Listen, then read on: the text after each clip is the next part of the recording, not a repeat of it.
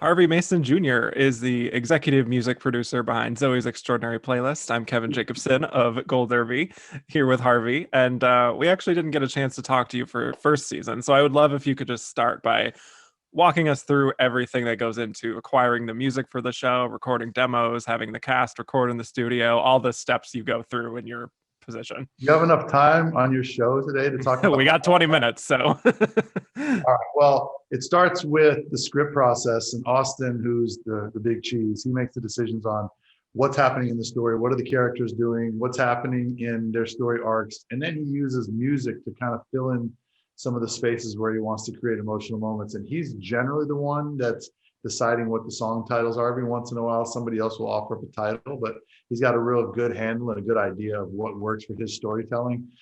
He'll get the song, he'll go over it with usually Mandy, who's the choreographer, and myself. We'll talk a little bit about it, and he'll go to Jen Ross, who's a music supervisor, who will start doing the clearances, get the song cleared for publishing, license for us.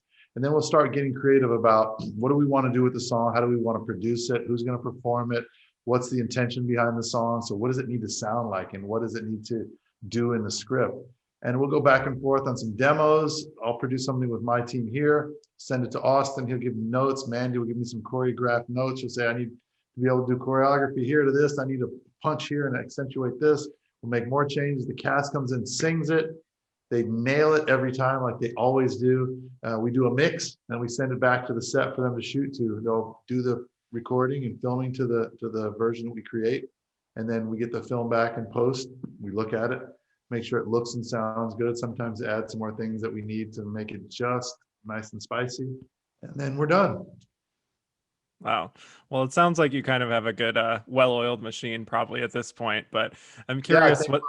we're 107 or 108 songs in. So we Wow. definitely Yeah. have a system, and it's every week, it's more songs. Yeah. Every 8 days, there's a new episode. hmm Well, I'm curious what the differences were for you going from the first season to the second season in terms of production and just the whole music department. There wasn't a lot of difference, honestly. I thought Okay. midway through the first season, we really hit our stride and got a good rhythm around how we were going to make the music, what we wanted it to sound like, what role was the music playing in the show, and what was the rationale for a lot of the songs. And once we established that and where the characters were coming from and where they're singing from and how they performed and why, once we established that early in the first season, then we kind of were able to get through that. And then in season two is just finding out how are we going to take it up another level? How are we going to improve what we were doing? How are we going to find new uses for the music and new ways to use the cast and all their talent? So that's really been the progression. Yeah. Well, I imagine there's kind of a nuance to this job specifically because the cast is having to really sell what's going on emotionally for them in their heart, the heart song as they're singing, which is obviously what most singers should do. But, even from talking with like Skylar Aston earlier today, he mentioned performing Anyone by Demi Lovato and all the complexities of emotions that he's asked to do there. I'm just curious how involved you are with guiding the performances there and their vocals musically with the cast.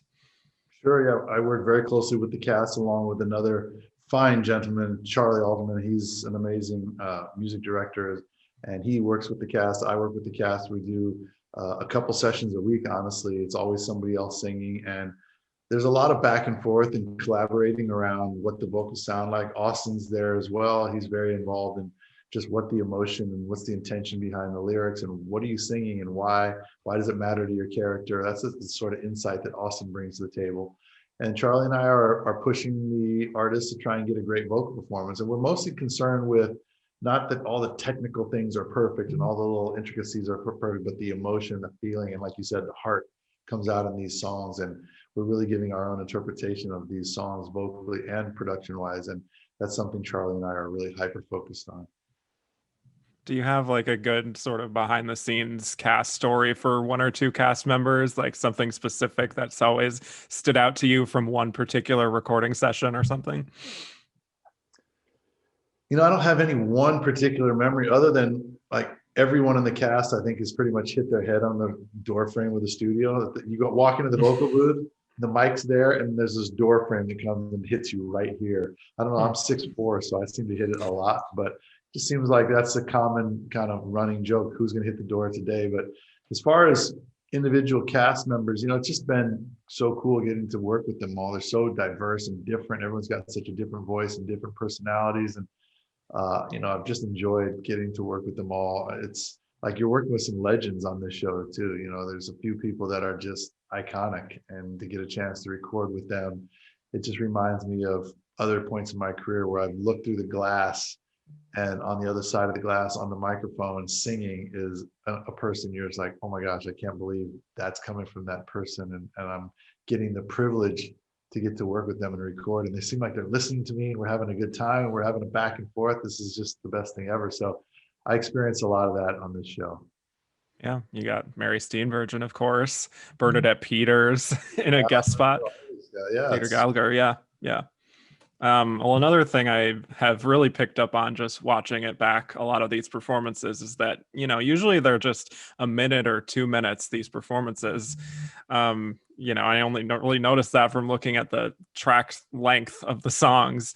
You only have 42 minutes for an episode, so it makes sense you need to cut it down from like the original length. But what kind of decisions are you making when it comes to like, cutting out those big sections of a song? Can you describe that whole process? Yeah, cutting these songs is always tough because a lot of these are really iconic, well-known copyright kind of classic songs. And so when you're looking at them, you're saying, oh my gosh, we have to kind of cut this down. It's like throwing away one of your children. It's like, how do you decide? You're going to get rid of the second verse, you're going to get rid of the bridge, you're going to get rid of the chorus. There's so many amazing parts. Generally, we're looking at the lyrics, and Austin and the writers are looking at which lyrics actually fit which scenes of the show and what do they want to shoot. And a lot of the cuts are determined based on that. Then also, sometimes you're considering who's in the scene. Is it multiple people? Is it big groups and crowds? Because a lot of that, you're going to want the chorus or like the outro of a song. Or if it's really intimate and like a more tender moment, then a lot of times that's the first verse or the bridge where a lot of emotion can come out. So some of what you cut is determined by just trying to find the best of a worst case scenario and cutting out a great part of the classic song. And some of it's determined by the script. Well, I'm going to ask you about the original song you wrote in a minute, but as far as the covers, which there are many of, what would you rank as the performance you were the most proud of having accomplished from this second season?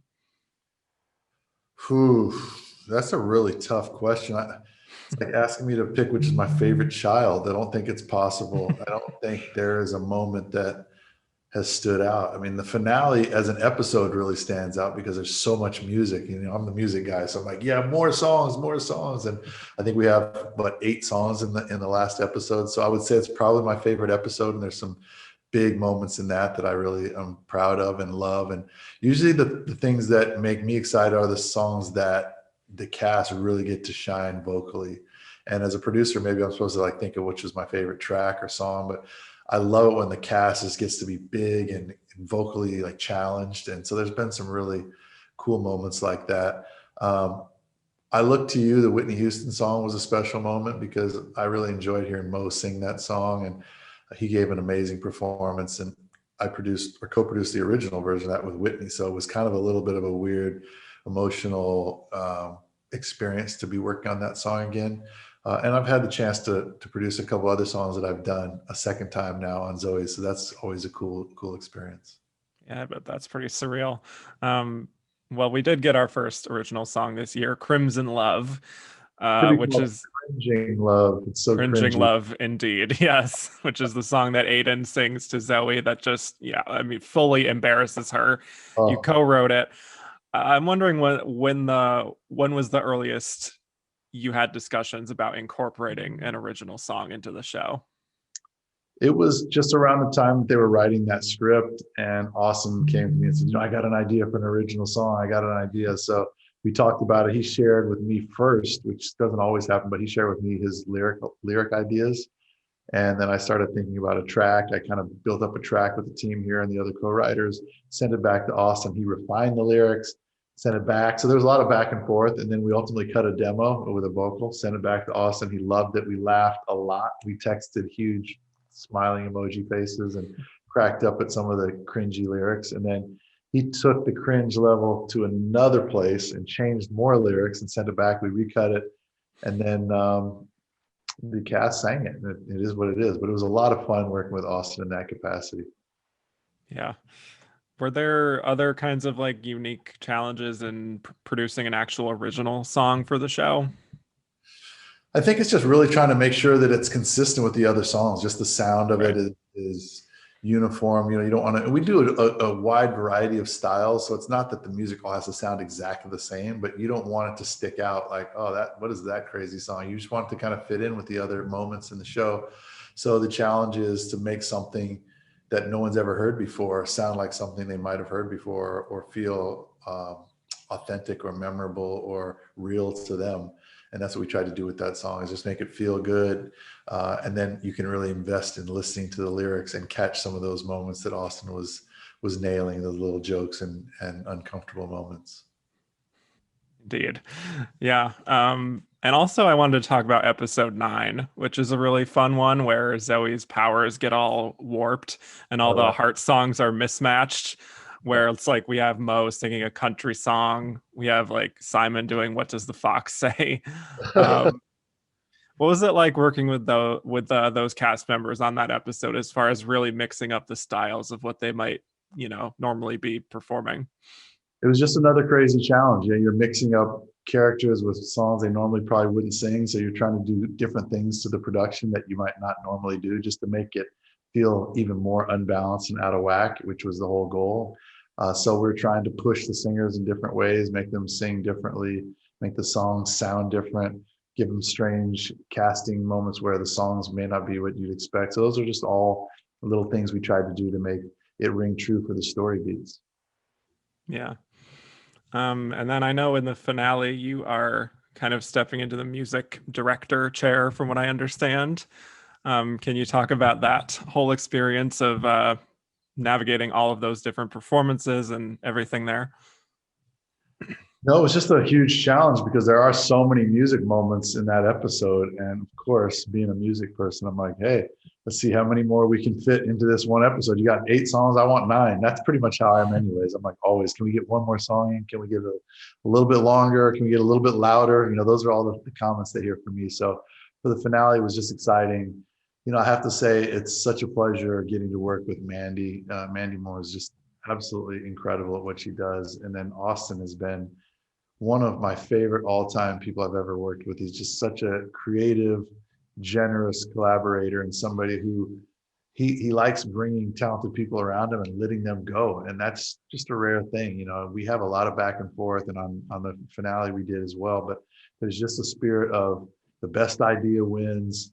Whoever can come up with greatness, it's appreciated by others. There's not egos. There's not hard feelings. This is about making cool things, and that's one of the favorite parts about being involved in the show is, you know, people do things for different motivations. You want a credit or you want a check, but this is something we're doing because we love it and we love being around each other. We love fighting for Austin's vision. We love trying to please him and make him feel like we accomplished something great week after week after week. So it's been a total pleasure and honor for me to be involved.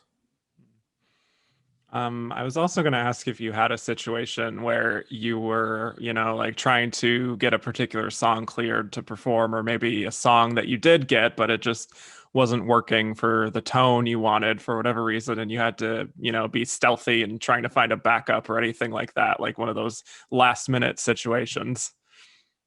There've been a few situations where a song didn't clear that we thought was going to clear, or a song just Mm, didn't work in a scene. A song right. kind of, you rehearse to it, you dance it, you record it, and then just doesn't quite measure up. So there have been a couple of occasions where we swapped out songs, kind of last minute, midnight phone calls. Harvey, we got to change pace. I think Jen Ross calls it flag on the play. She's like, we have a flag on the play. Everybody huddle up. We got to figure out an alt here. And so we've shifted gears and we brought other material to the table. And Mandy's done her magic really quickly, and I've recorded cast really quickly, and we swapped songs out. But it hasn't happened too many times. What's happened more often than that is it's the right song, but we don't quite land on exactly where we want it to be sonically or production wise. You know, the vocals are great, but like, well, do we want it to be a little more edgy than that? Do we want it to be a little more romantic than that? And we kind of just tinker around with the perfect formula and the perfect amount of flavor to the track to make sure it's landing just the way Austin or the director and writer of that particular episode wanted to. So that's generally more of what happens. Can you recall any specifics of like what one of those songs might be that was alted at the last minute? No, unfortunately, I can't. I can't even think of which one they, which Just one. curious. Yeah, I'm Yeah. sorry. Well, we're hoping for a third season, obviously. Yeah. I was curious if you were hoping to integrate more of these original songs if we do get that third season. I would love to. I think if Austin's in the mood for another original, I'm always in the mood for an original. I think that was so fun. I think it just added a cool twist to the story. But we'll see. I love doing the original. I love doing the covers and the classics and making them sound fresh. And I would, be super excited to see where we go in season 3. I'm sure it'll be somewhere crazy. Just in the last minute here, is there a song or two that you're just really kind of desperately hoping to get on the show that you haven't quite had the opportunity to for whatever reason?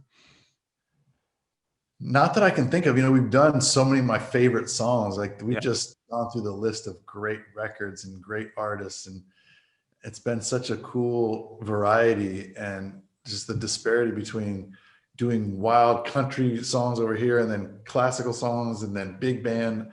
I think that's been the coolest part is just all the diversity of music and different genres. So I can't say there's a favorite that's outstanding that hasn't been done yet, but I love doing all the different styles, and I really enjoy the range and the challenge of seeing how you can make a song that was originally rock and roll sound like a dance song or vice versa. Yeah, there's a lot of good variety within one episode, which is great. Everyone, yeah. Yeah. Well, thank you so much, Harvey, for speaking with me today. And for those of you Pleasure. watching, hit like and subscribe for more interviews, and head to goldderby.com to make your award show predictions, Emmys, Grammys, whatever you want to do. Yes. Thanks so much.